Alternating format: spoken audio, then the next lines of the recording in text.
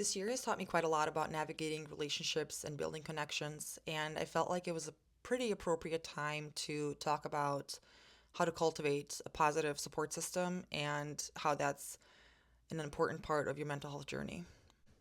A support system is a network or a group of people who provide emotional, practical, and informational support during challenging times. There's three types of support systems that we can create: emotional, practical, and informational. An emotional support system will include those who will listen, empathize, and validate your feelings. A practical support system will include individuals who will help you with tasks or responsibilities that overwhelm you. And an informational support system will include those who will sources of advice, guidance, or resources that guide you in problem solving.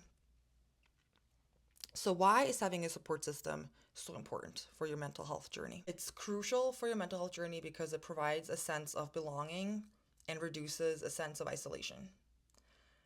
When we get depressed and we start having negative thoughts and our thoughts start going downhill, the first thing we start doing is isolating. It's one of the first things that we start to do. Literally, that's what I learned in my mental health program when I attended. So if a strong support system can help you with one of the first things that we do, which is isolate, and if they can help you stay connected to the outside world and to the present, then that's one of the biggest drivers, in my opinion, of a support system. They will help you with that sense of belonging and connection. They will offer encouragement and motivation during tough times and make you feel validated when you need it. How do you identify your support system? You can identify your potential support system by seeing who you already communicate with. It might be your existing friends, family, work colleagues, community friends, or community groups that you're a part of, or online communities that you're a part of. Consider those who make you feel safe, understood, and comfortable.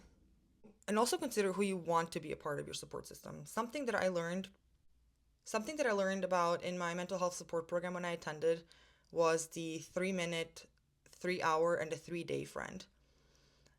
When you meet someone or you have a friend or you have an acquaintance, you can decide how you want to have a relationship with this person.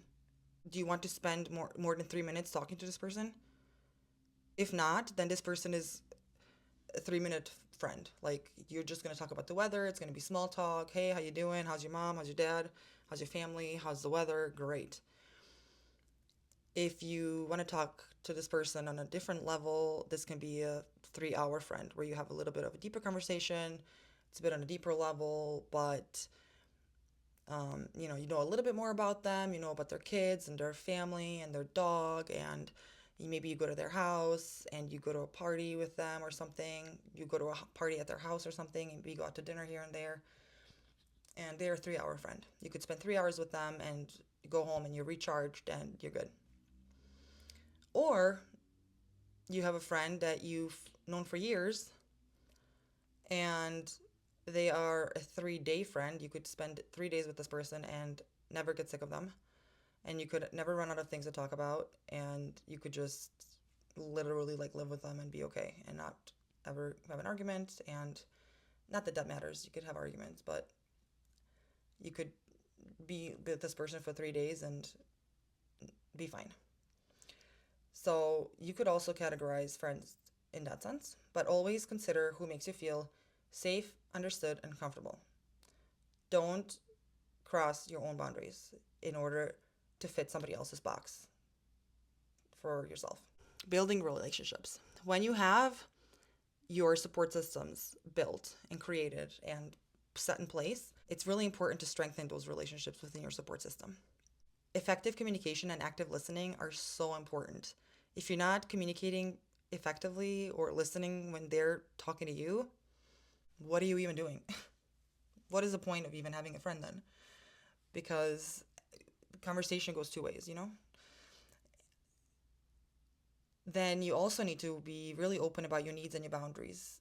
I think that's important from the get-go, maybe even. Like you can set your needs and boundaries, maybe even just by the way that you are, by the way that you communicate, or you can be straight up and just say, hey, I can't talk to you during these hours. Or if the person is persistent, you can say that, or if they see that you're not responding during that time or you have your D&D on, they'll just be understanding and know that you're an adult and you have a job and you can't talk to them during certain times of the day. That should just be understood. But some people just are not like that. And also have regular check-ins and spend quality time together. That should just be something that we do as friends and as a support system. Whether those check-ins are virtual, whether they're in person, whether they're text, however they're done, I just think it's important that they are done in whatever way, shape, or form. And quality time together can also be in whatever way, shape, or form can be completed, whether that's virtual, in person, whatever works. I just feel like it's important that people know that they care about each other. That's something to take out of this. There's also times we may need to seek professional help, and that is also a really important part of our mental health journey, and I think it's important to acknowledge when we need to do it, and I think it's great when we're able to acknowledge that we need to do it. It can help us process a lot of trauma, of course, but it can also provide a lot of guidance and coping strategies for a long-term healing. Balancing emotional and with practical support, for example, is really important because it can help us mix perspectives and experiences from different walks of life and just from different backgrounds, which can help us on our own journey. On my own mental health journey, I've had several support systems that help me. One of them being my group therapy group that I've been attending, but actually not recently because my own personal support system, my own personal emotional support system has been strengthened. I grew with it, but I'm also able to grow in other areas of my life where I don't have to rely only on that, which I think is wonderful. And also, as a mom, I've learned to accept practical support this year because it's been really hard for me to do that personally because I grew up with a voice in my head where if I did something, it was done wrong and it was never done right. So if I was to receive help with something, I would in my head think, oh, that wasn't done right, or I would redo it because it wasn't done right. But then I realized like these rules were, arbitrary. These rules for how this was done were just arbitrary rules anyway. Who made them up? So that was stressing me out so much for no reason. So did a lot of therapy to make sure that voice that was so negative and talked to me for so many years, made sure that voice went away and that a nicer, more positive voice started talking to me.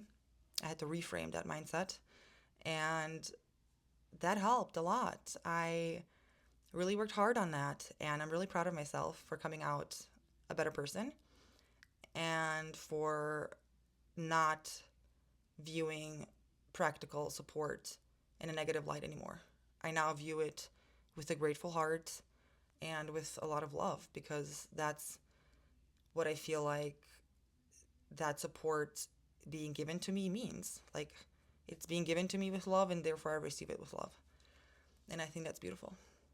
I want to encourage you to reflect on your own support systems and who you can reach out to and how. Remember that building a support system takes time and effort. It doesn't happen overnight. And you might already have a support system in place, but you just haven't labeled it. You don't have to label it. It doesn't need a label, but it's nice to know who you can rely on what and when you can reach out to who. So please share your own experiences of building a support system down in the comments. I would love to hear from you. Thank you so much for being here today. I really appreciate you listening to today's episode. I hope you will subscribe so you can hear more about mental health topics, about generational trauma, and my own mental health healing journey. Thank you so much for being here, and I will talk to you next time. Bye.